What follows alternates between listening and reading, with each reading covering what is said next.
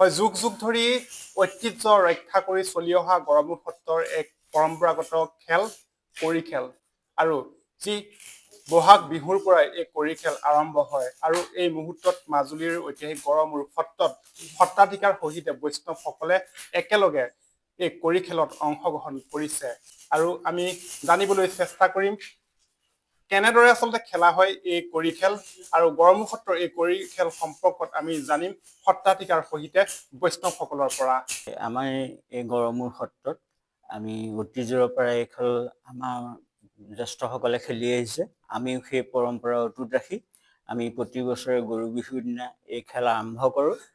আৰু আজি আমাৰ গড়মূৰ সত্ৰৰ সত্ৰাধিকাৰ প্ৰভু চৌৰাত তেখেতেও আমাৰ এই খেলত অংশগ্ৰহণ কৰিছে, আগতেও খেলিছে।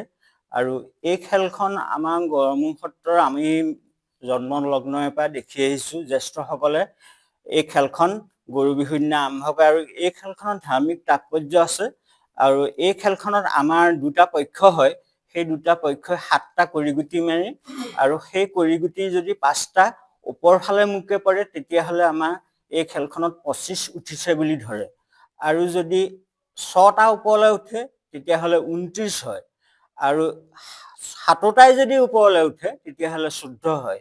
আৰু এই খেলখনত আমাৰ মানে কনিষ্ঠসকলেও বয়সস্থসকলৰ লগত খেলি এটা আনন্দ উপভোগ আমি কৰোঁ। এই কড়ি খেলখন আমাৰ বহুত বছৰৰ পৰাই চলি আছে। আমি গম নাপাওঁ, একেবাৰে জ্যেষ্ঠজনৰ পৰা আমি গৈ গৈ এতিয়া আমাৰ ফল পৰিছেগৈ। কিন্তু তেতিয়াৰ পৰা আমি খেলিছোঁ। এখন পাশাঢালৰ কড়ি খেল হয়। পাশাঢালৰ আগৰ পাশাঢাল যেনেকুৱা আছিলে আমাৰ সত্ৰত তেনেকুৱাকৈ আমি কড়ি খেলখন খেলিছোঁ। কিন্তু আমি 7টা কড়িগুটিয়ে খেলোঁ আৰু 20জন মানুহে খেলোঁ।